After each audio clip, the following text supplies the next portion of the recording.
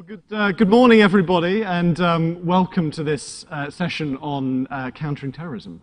My name's Simon Manley. I'm Director for Counterterrorism, Counterproliferation and Counter-Narcotics at the Foreign Office. And I'm part of a kind of three-person team in this morning's session. I'm joined by, in the centre, Tom Drew, who's one of the directors at the Office for Security and Counterterrorism in the Home Office, which has the cross-government strategic lead for counterterrorism, and on the right by Tim Torlott, who's the British ambassador to Yemen and one of the key countries in which we work on countering terrorism here in the UK. What we're going to try and do this morning is start off with just a few words from me, and then Tom's going to sort of set the picture for you in terms of the government's overall strategic approach to countering terrorism and the importance of the link between what we do here in the UK and what we do overseas. And then I'm going to say a few more words about that work overseas and about how we in the Foreign Office try and lead that cross-government effort on countering terrorism overseas. And then Tim's going to talk a bit about how it feels at the sharp end, and it really is the sharp end. Tim is a victim of terrorism.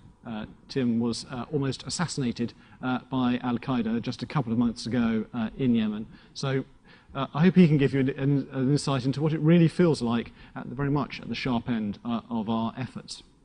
But just for me to sort of set the scene, first of all, I suppose it's altogether appropriate that we're doing this talk just a day after we marked the 5th anniversary of the 7/7 bombings here in London, and also the day after the police arrested a gentleman by the name of Abdel Nasir, who many of you will know was judged by a British court earlier this year to be an Al-Qaeda operative. His extradition has been sought by the United States.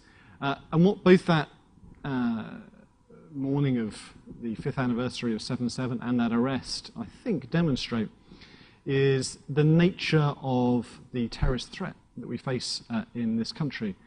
And it's a terrorist threat in which acts of terror can be perpetrated by British nationals or other people resident here in the UK, where those acts of terror are often inspired, directed by people living outside the UK, and where those individuals are often being trained and radicalised outside the UK.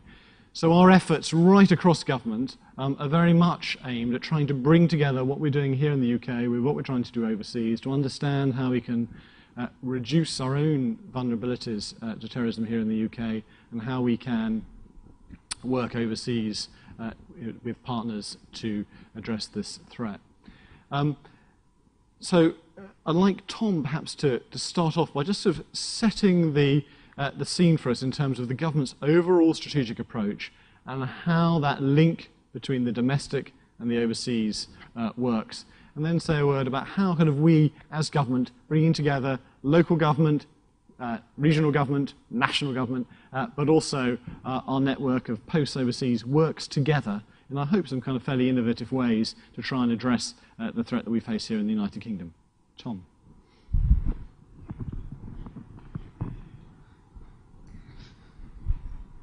Thank you, Simon. My name is Tom Drew. I'm the slightly opaquely titled Director, Law, Security and International in the Office for Security and Counterterrorism. In fact, what I'm responsible for is, among other things, policy and powers for the sequence of events from detection through to investigation, disruption and prosecution of terrorist acts, as well as the international work of the Office for Security and Counterterrorism. I've been doing this for nearly 2 years. Before that, actually, I ran the political team in our High Commission in Islamabad in Pakistan, another one of our counterterrorism priority countries. And in fact, like Simon and Tim, I'm a Foreign Office official. I'm in the Home Office on loan. And in some ways, that is really the point that we're trying to illustrate today. Whether it's me in the Home Office in London, Simon in the Foreign Office in London, or Tim in Yemen, this is a genuine cross-government effort. The boundaries between the international and domestic are very blurred in the threat, and therefore the response needs to be joined up in the same sort of way. And indeed, I mean, we talked about international and domestic. In fact, we could easily be talking about international, national, and local. And so Simon, Tim, and I could easily have been joined by a fourth person, perhaps a community police officer or someone from a local authority, really to show the sort of full breadth of the work we do in this area.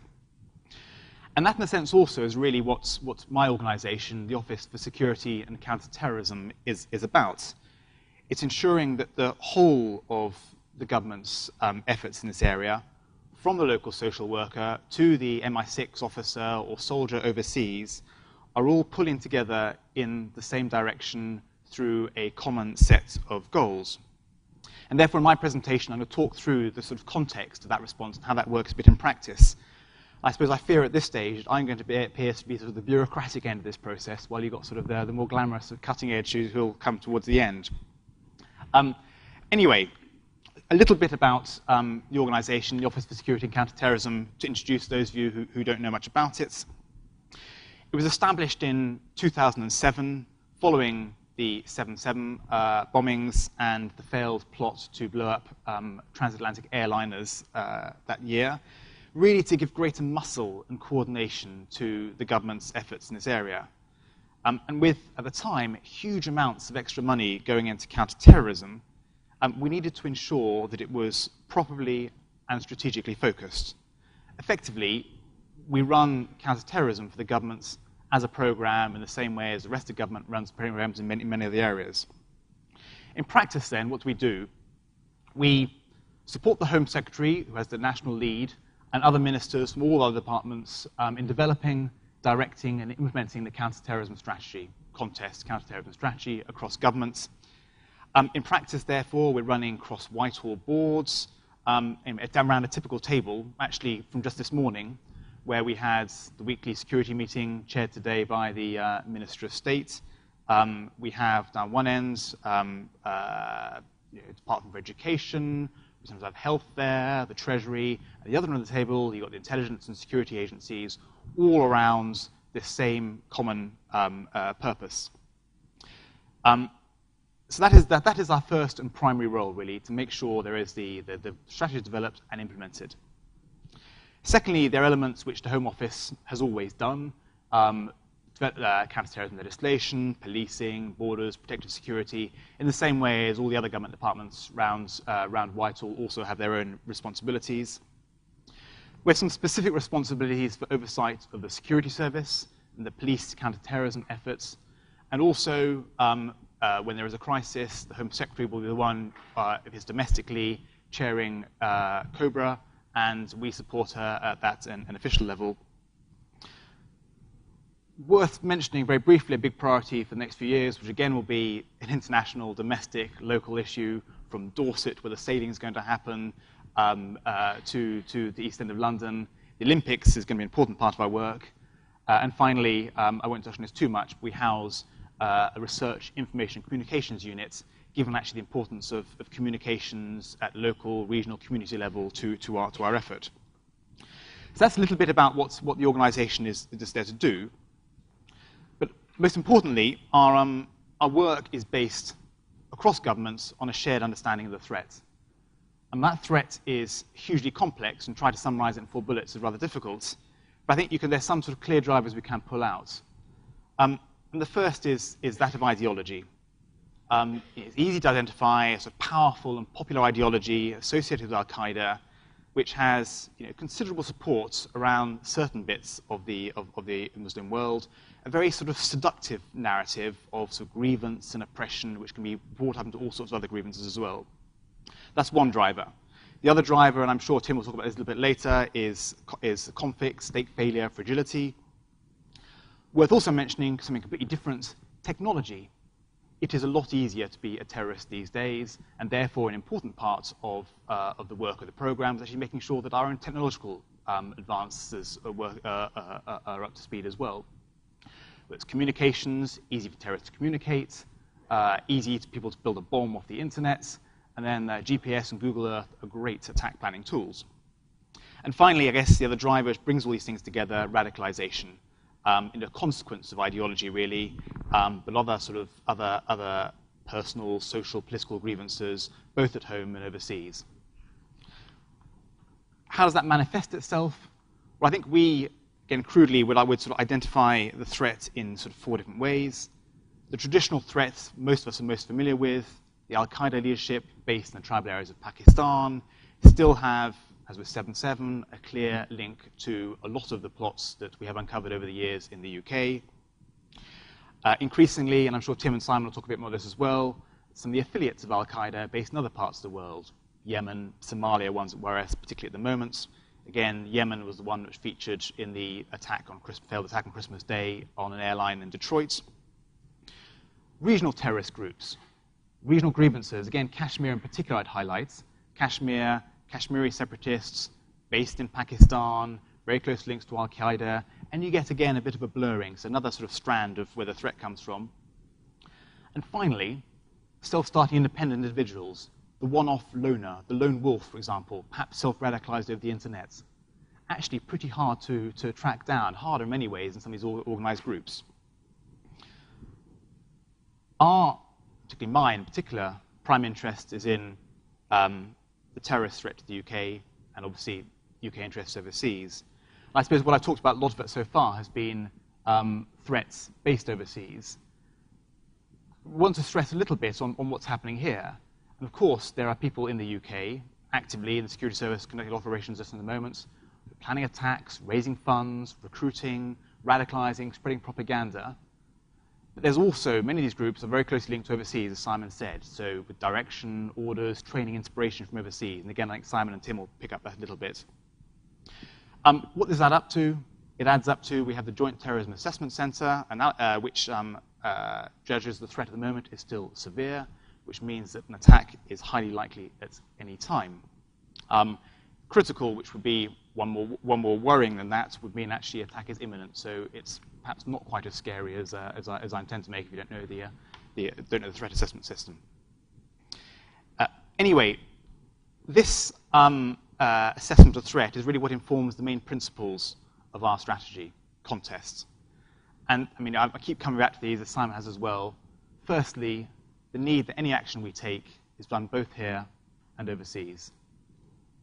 And secondly, any interventions of ours have to be as a combination of both tackling the immediate threats and immediate attack plots, and also the longer-term causes, radicalization, threats of governance, integration, technological challenge. The third point I've mentioned so many times, not worth mentioning again really, but it's to make sure that threats, that response is absolutely coordinated, right at the heart of everything we do in contests. I say the police and the military here, but it's also, as I said earlier, Department of Education, local authorities, health authorities, actually, in many ways, the people who can actually pick up some of these loners. Wider than simply government, industry, important again, if we have a threat of a new technology, as in Detroit, new ways of getting exposed onto planes, you need industry to try and come up with scanners, for example, how to stop these people. And as I said already, we brought this all together in the government's strategy contest, which we published in 2006, a very sort of brought down version, and a much more detailed version, 2009, last year. And this really is the document which informs, the strategy which informs the whole of our counterterrorism efforts. And I guess we like to pride ourselves that it is not a simple piece of paper which is now being ignored. This really does form the basis of the work we all do. Very briefly, and I'm sure many of you are familiar with this, the way we organize ourselves within contests then is a sort of very simple strategic framework. And actually each of these elements have their own programs, I mentioned earlier, in a programmatic sort of way, which underpin them. Pursue, bit in particular I'm responsible for, stopping attacks, largely the work of the police, the security service, and people overseas. Prevent, stopping people becoming terrorists or supporting violent extremism in the first place. Very crudely, the softer end to pursue harder ends.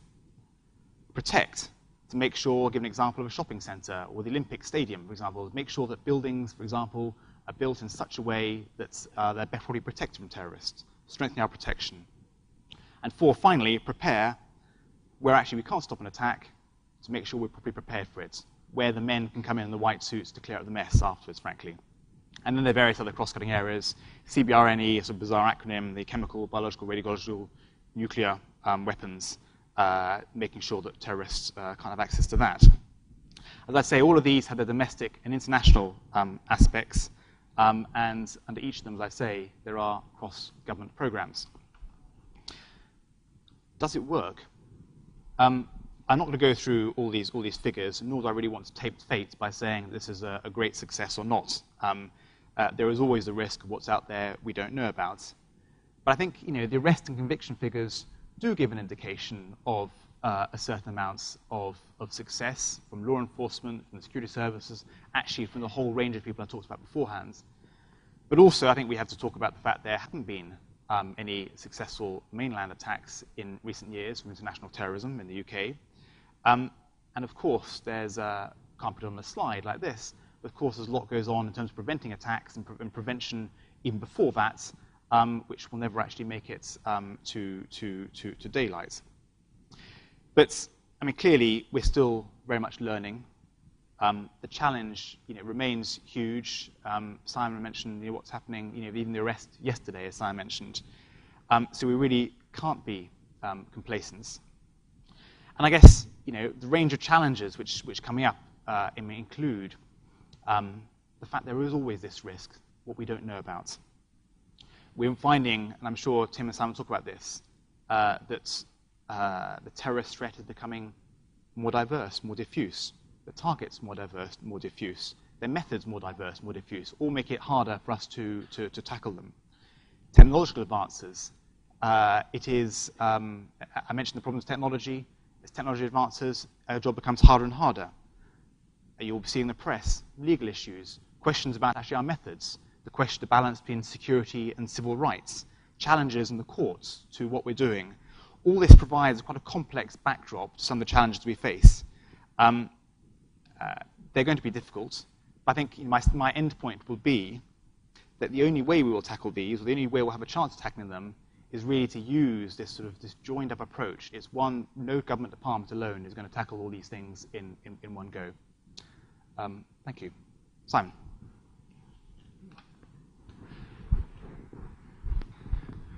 Well, thank you, Tom. And I'm really just pick up on a couple of those points before I hand over to Tim, and then bring it back to you for your kind of questions and comments.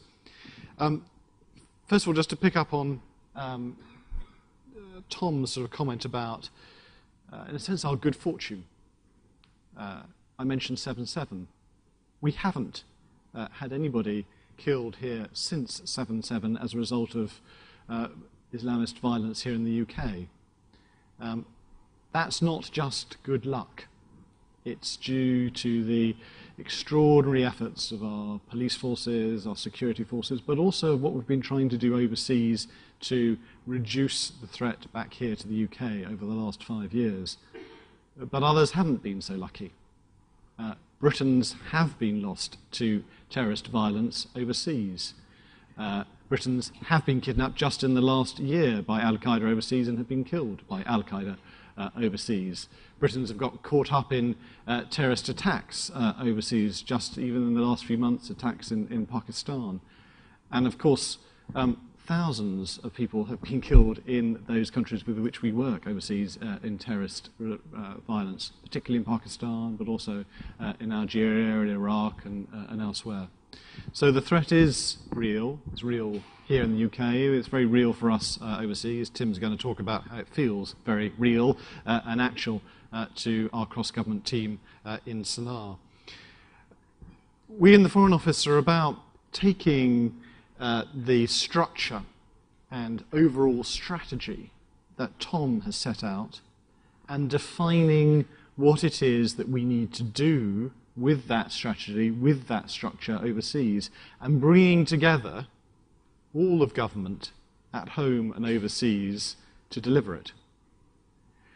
And what I wanted to emphasize, I think, to you this morning was something about that spirit of partnership And it's a word which you'll have heard a lot of over the last couple of days here, but I think it's particularly true of what we try to do on counterterrorism, both at home and overseas. And Tom has touched on it, but it's worth reinforcing. And that's not just a partnership within central government, however important that is. And Tom's spoken about the tremendous symbolism of the meeting that we have every Thursday morning with the Home Secretary and with a wide range of government departments, intelligence agencies, the military, looking at the current threat to us, how we're responding to it. When we bring foreign visitors to that meeting, as we have done occasionally, colleagues from the United States, from other countries, they're amazed. Almost no other country has such a joined-up response to the terrorist threat as the UK does. And that's something that we should treasure, enhance, and develop. But it isn't, as I said, just a partnership within central government. It really is a genuine partnership across government. This can't work, contest cannot work, unless it's a partnership between central government and local, regional government. Depends upon the vitality of those links, the clarity of purpose, and the understanding of people at the front end in local government of the threat that we face and how best we can respond to it. For us in the Foreign Office, we can't succeed in the task that we're setting ourselves without that same spirit of partnership. We can't succeed when we're dealing with a terrorist kidnapping without the partnership that we have with the police. I depend, when I chair COBRA in response to a terrorist kidnapping, on the experience and expertise of police officers from the Metropolitan Police's hostage negotiation unit, who have the experience of dealing with hostage cases day in, day out here in the UK, for how we can deal with terrorist hostage cases overseas. We depend on partnership with British Muslim groups, both for what we do here in the UK and for what we do overseas. Many of the projects that we run overseas in communities in Mirpur and elsewhere are projects that we work in collaboration with British Muslim groups here in the UK. And partnership is vital to what we do between London and our post, and what we do within our post, and Tim's going to talk a bit more about it. It's also a partnership, as Thomas suggested, with industry. And in the case of what we're trying to do overseas, is a partnership with the travel industry, for example. Because many of the risks that we face to British nationals from terrorists overseas come from people who are travelling in places where, frankly, they'd be best advised not to be travelling. And so it's ensuring that we work with the travel industry to ensure that those people, that when you're going on holiday to some place that actually turns out to be an Al-Qaeda hotspot, that your travel agent is aware of that and that he tries to discourage you from being there. So partnership is fundamental to what we do. At home and overseas, between what we do locally and what we do nationally. The great, kind of the holy grail, if you like, of this whole enterprise is understanding the vulnerabilities of communities here in the UK to extremism, and how we can work with those communities, and often with the countries from which they derive, to reduce those vulnerabilities, to increase the capabilities of our partner countries, whether it be Pakistan or Yemen or others, to deal with the threat that they face in a way that can make us all feel safer back here in the UK. And at the end of the day, when all is said and done, we can have all the frameworks that we like, all the elaborate strategy documents. What I say to my team, that's all important. We need to have the very best performance management we can. But we will be judged at the end of the day by whether the British people feel safer as a result of our efforts. I'd like to hand over on that point to Tim, who's going to talk a little bit about how this feels in Yemen.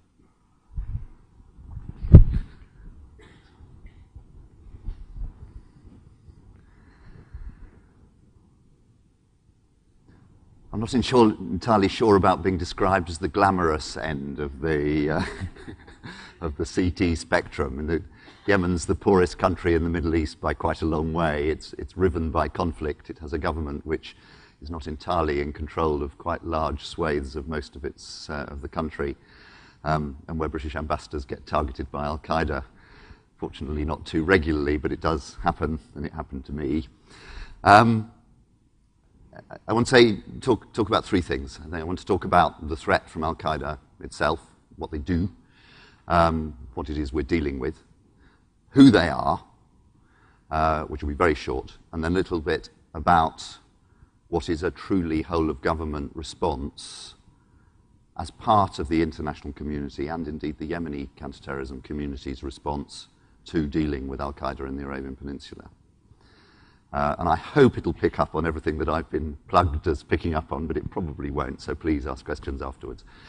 Al-Qaeda in the Arabian Peninsula, what's the threat? Well, they've re-emerged since about September 2006, targeting really the interface between the international community, and particularly the West, and the Yemeni government. They began with attacks on oil company targets, and that turned into attacks on tourists. 12 Spanish tourists killed in 2007, Korean tourists killed last year, and on diplomatic premises. The American embassy was targeted on the 17th of September 2008 in a well-planned, well-carried-out, layered attack. Fortunately, they didn't manage to achieve their main aim, which was to penetrate the compound, but they did kill 17 people. And attacks on American residential compounds, oil company compounds and headquarters, and most recently on me. And again, incredibly luckily, but also because of good preparation and thank heavens, extremely good security arrangements around me. No one other than the suicide bomber himself was killed in the attack, and that was extraordinarily lucky because it was also targeting the Yemeni school children and mums and dads who were taking kids to school at the place where I was attacked, so it was pretty cynical and pretty nasty. That's 3 years. We're not talking about an Afghanistan or an Iraq. We're talking about an attack, a serious attack, every 3, 4, 5 months. But it's a very real threat, and the threat is getting worse, and the Al-Qaeda presence in Yemen is growing.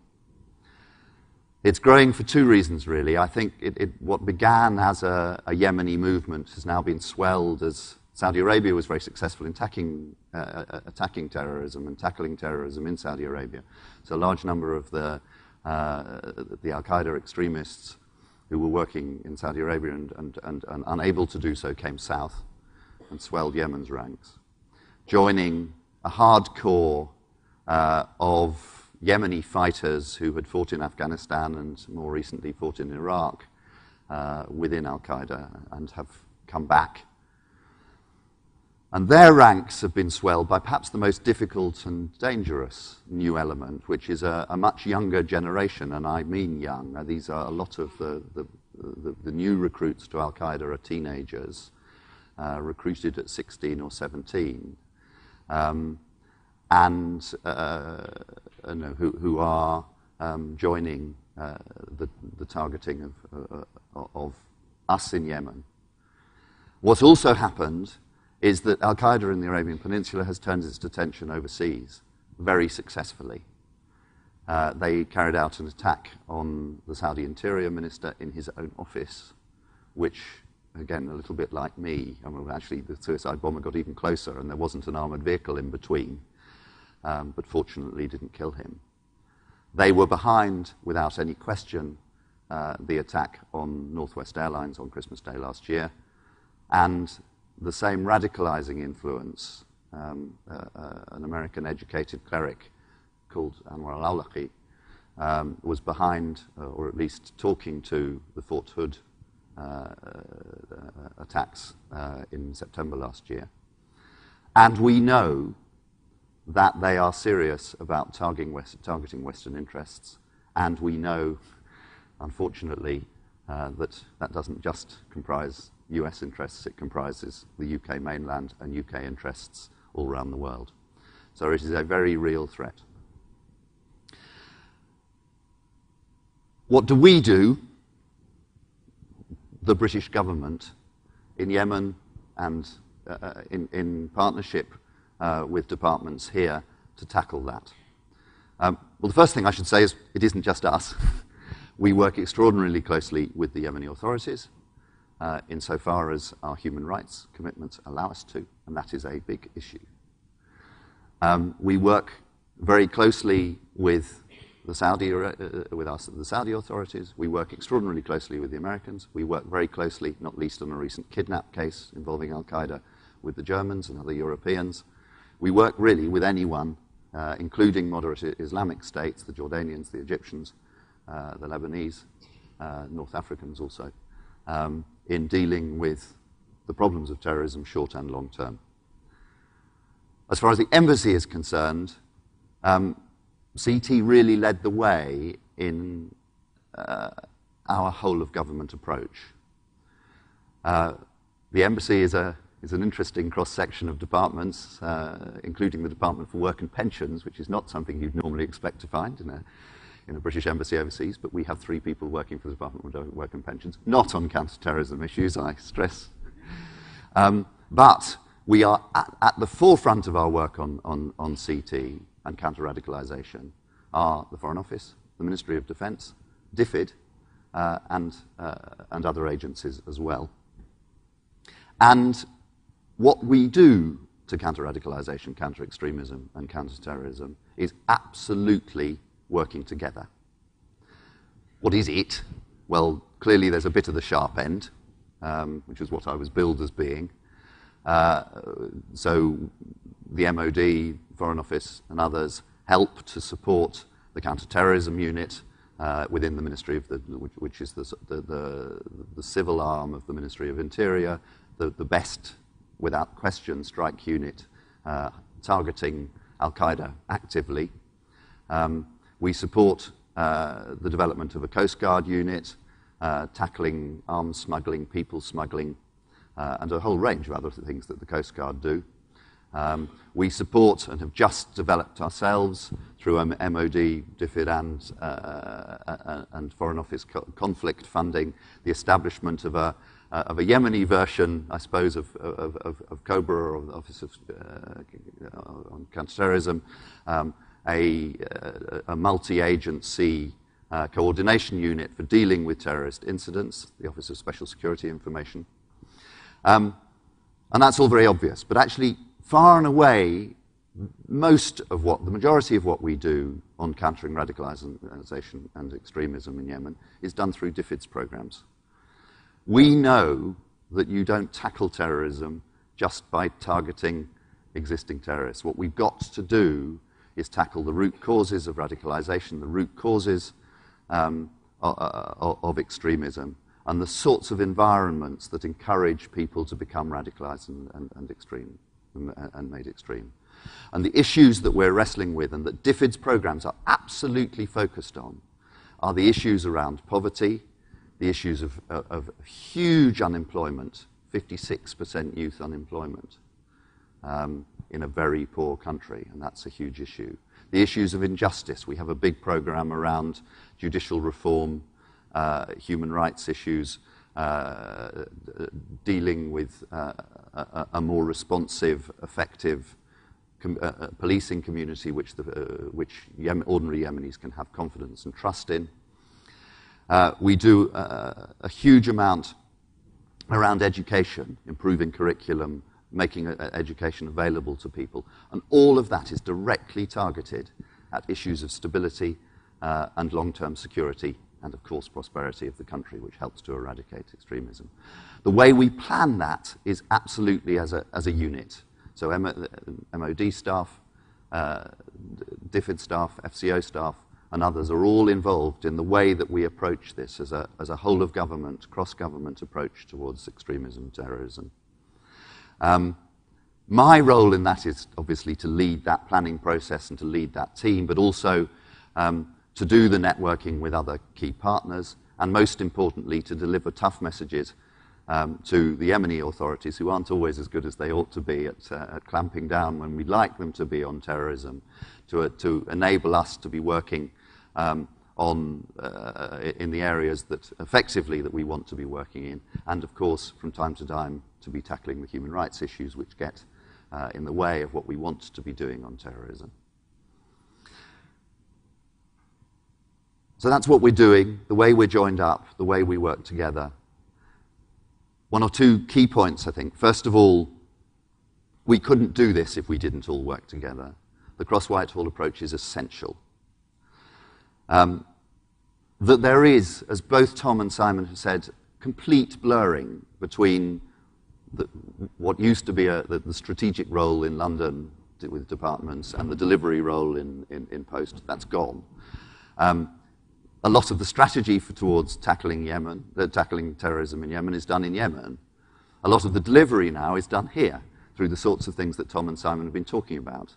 And I'm off this afternoon to Sheffield and tomorrow to Birmingham to talk to Islamic communities, and particularly Yemeni communities, about the sorts of issues which are encouraging radicalization in the UK, foreign policy issues, but also to encourage the moderate forces within those communities to be exerting influences back home in Yemen as well.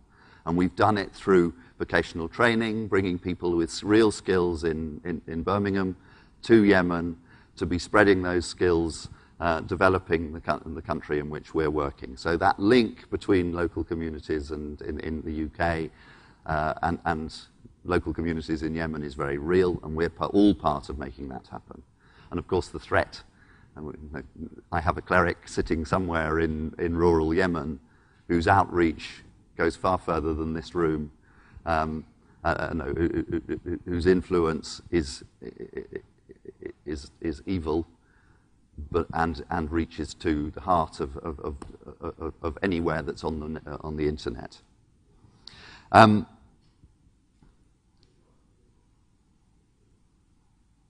I think that's where I want to stop. This is a truly joined-up approach. It's joined up between London and Post. It's joined up between Whitehall departments, and it's led the way for the way that we work to solve a whole host of other problems, developmental, political, security, and economic, in the country in which I'm working. It's worked well, and CT's led the way. Thank you very much.